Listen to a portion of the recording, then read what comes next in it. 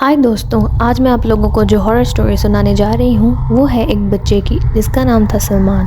سلمان جس اکیڈمی جاتا تھا وہاں رات کو 8 بجے چھٹی ہوتی تھی۔ چھٹی کے بعد سب بچے اپنے اپنے گھر چلے جاتے تھے۔ ایک دن ایسا ہوا کہ سلمان کو اس کے گھر سے کوئی لینے نہیں آیا اور اس کو انتظار کرتے کرتے 9 بج گئے۔ اکیڈمی کے باقی سارے بچے اپنے گھر جا چکے تھے لیکن سلمان اکیڈمی کے باہر ہی انتظار کرتا رہا۔ لیکن جب اس کو کوئی لینے نہیں آیا تو اس نے خود فیصلہ کیا کہ وہ اپنے گھر خود پیدل چلا جائے گا۔ اس مقصد کے تحت اس نے ایک گلی کا رخ کیا۔ وہ گلی بہت زیادہ ویران تھی لیکن وہ ڈرتے ڈرتے آہستہ آہستہ اس راستے پر چلنے لگا۔ چلتے چلتے اس کو اپنے پیچھے سے ایک عجیب سی آواز آئی۔ جیسے ہی اس نے پیچھے مڑ کر دیکھا وہاں پہ ایک عجیب سی بوڑھی عورت کھڑی تھی۔ یہ گھبرانے کی تو کوئی بات ہی نہیں ہے، میں تمہاری ماں ہوں، تم آج سے مجھے اپنی ماں کہو گے، ٹھیک ہے نا؟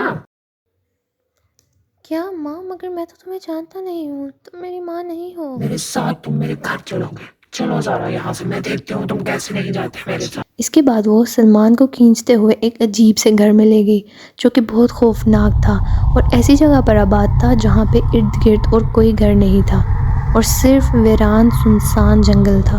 گھر کے اندر لے کے جا کر اس نے سلمان کو ایک ڈائننگ ٹیبل پہ بٹھایا اور اس کو بولا کہ کھانا کھانا شروع کرو، لیکن سلمان بہت ڈرا ہوا تھا۔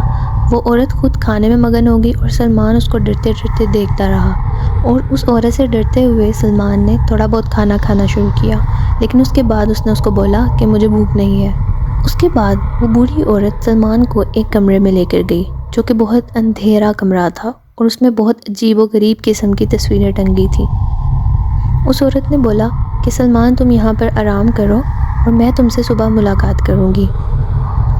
سلمان ڈرتے ڈرتے بستر پر لیٹ گیا مگر وہ کانپ رہا تھا خوف سے۔ اس کو سمجھ نہیں آ رہی تھی کہ وہ یہاں سے جان کیسے چھڑوائے اور اپنے گھر کیسے جائے۔ یہ عورت اس کو زبردستی خود کو ماں کہنے کے لیے مسلسل اس پر زور ڈال رہی تھی کہ تم مجھے صرف ماں بولو گے۔ اچانک سے سلمان کو ایک آئیڈیا آیا کہ کیوں نہ میں مختلف دراز کو کھول کے اندر سے کچھ ڈھونڈنے کی کوشش کروں، ہو سکتا ہے کہ مجھے کوئی ضرورت کا سامان مل جائے جس کے استعمال سے میں یہاں سے نکلنے میں کامیاب ہو جاؤں۔ سلمان نے مختلف ڈرارز دیکھے، جتنے بھی ڈرارز کمرے میں موجود تھے اس نے ان کو کھول کے دیکھا اور آخرکار اس نے دیکھا کہ ایک ڈرار کے اندر اس کو موبائل فون نظر آیا۔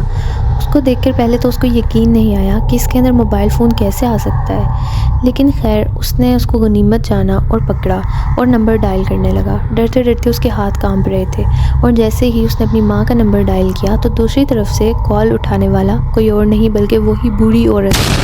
اس کی آواز سن کے سلمان کے رونگٹے کھڑے ہو گئے۔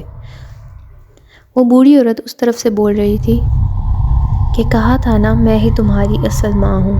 یہ کہنے کے بعد اس بوڑھی عورت نے اس کے کمرے کا دروازہ کھولا اور سلمان کے رونگٹے کھڑے ہو گئے۔ وہ بوڑھی عورت بولی کہ کیونکہ تم نے میری نافرمانی کی ہے اس لیے میں تمہیں اب اس کی سزا دوں گی، اور اس نے سلمان کو ایک الماری میں بند کر دیا۔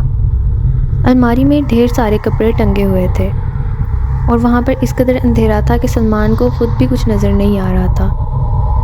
جب سلمان نے آنکھیں کھول کر غور سے دیکھا تو اس کو نظر آیا کہ الماری کے اندر ایک انسانی اسکل پڑا ہوا ہے اور وہ اسکل اتنا چھوٹا سا تھا کہ اس کو گمان ہوا کہ یہ کسی چھوٹے بچے کا جو کہ سلمان جتنا ہی تھا اس کا اسکل ہے۔ سلمان کو لگا کہ وہ بھی ادھر پڑے پڑے ہی مر جائے گا اور ایک دن اس کا بھی یہاں سے اسکل ہی برآمد ہوگا۔ سلمان روتے روتے اسی الماری کے اندر سو گیا اور جب صبح ہوئی تو اسی بوڑھی عورت نے الماری کو کھول دیا۔ اب وہ سلمان کو اپنے ساتھ باہر لے گئی۔ ٹی وی لاؤنج میں بیٹھ کر اس نے ٹی وی آن کر دیا اور وہ خوفناک قسم کی ویڈیوز دیکھنے لگ گئی جس میں قتل و غارت اور خون ہی خون تھا۔ سلمان کو یہ دیکھ کر مزید خوف آیا۔ اس نے آنکھیں بند کر لی اور وہاں پہ بیٹھا رہا۔